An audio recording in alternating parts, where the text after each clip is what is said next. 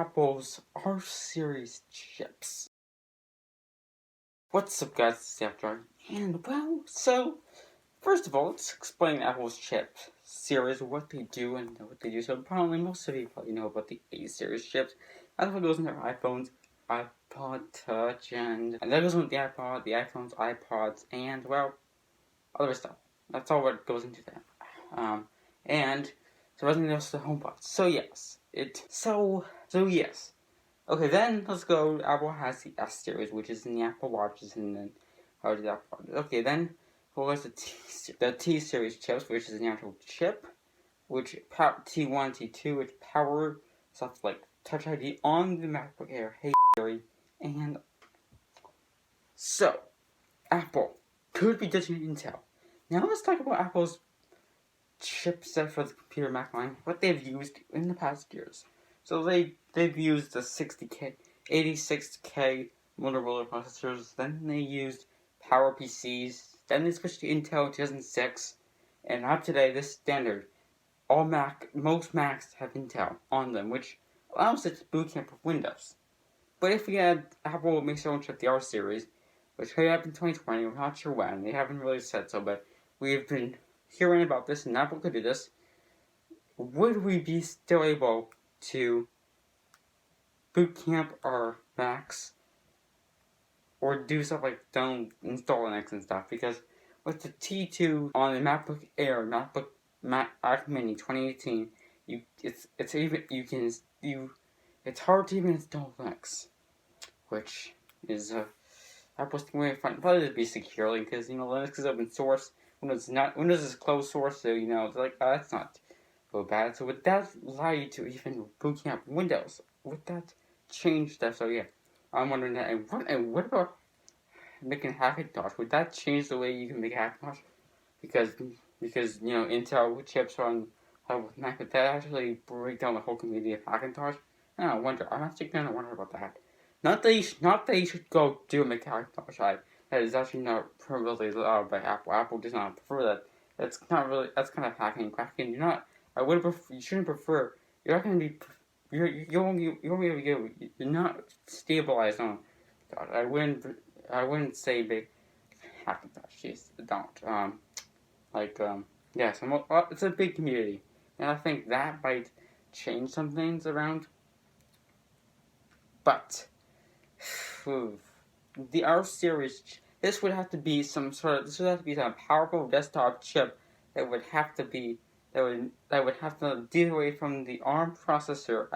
Apple's most powerful Apple's gotten is the A series, and the most powerful chip Apple's ever made Apple's engineers design and then it's manufactured for another company, but the people who designed is the 812-X chip, and that's on the iPad Pro. So if that can do stuff. I mean, what? How powerful can they make? I think if they make the R series, they can deviate away from. Macs can become more powerful and do what they best do because they are optimized by Apple, and they can make something powerful like the MacBook Air, but they can make it so it doesn't have more fraudulent. That's one of the issues with the problem. They can fix that if they give it more power. But I mean more power, what I mean more they give it more power, it's good, people buy it. So yes, that is what I'm thinking into the future for Macs or Apple, so that could be good. So thank you guys for this video. This was basically the video I wanted to see.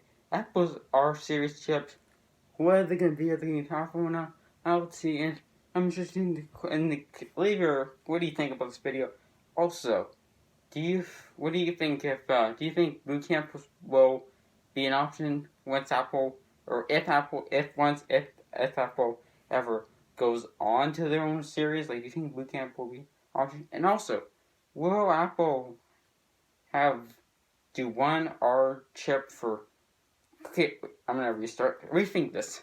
Okay, rethink about this because iPhones they have got like the plus and the smaller one. Usually that's what they do, and then yeah. MacBooks are different. MacBooks are different because there's different spec models. There's MacBook Pro. You got the big Core 9, you got the Core 7, you got the Core 5, and you got the Core 5 without the Touch Bar, and then you have the different ones without the Touch Bar. You can't get the Core 9 without the Touch Bar. I don't think that's an option on the website. So I don't think that's an option. So yeah, anyway, so they have different models because they got the most expensive thing. They got the MacBook Pro. That's right, the iMac Pro, sorry. Right. Which I think has 3 different configurations. I think it's $13,000 at the high end. 5,000 is, I think there's 3 different price configurations you can do.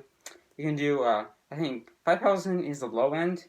Then you can bump it up to, I think, about 10,000.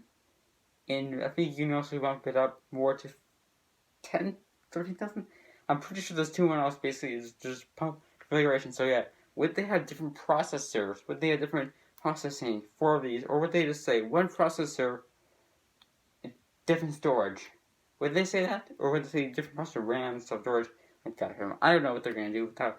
It would be interesting, but yeah, so they're going to be their own in-house. That might happen. We're not sure. We have no clue. But they're already putting their own.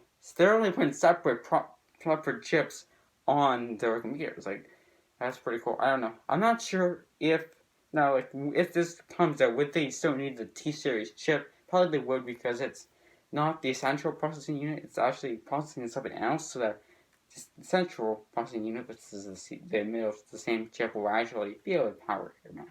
Anyway, let me know what you think. Maybe this will work for the modular Mac Pro, which hopefully gets some better rep than the trash can. Which is still full price. Oh, it's still full price. Like trash can. Anyway, this has been Jockey. So, share this video with people, and maybe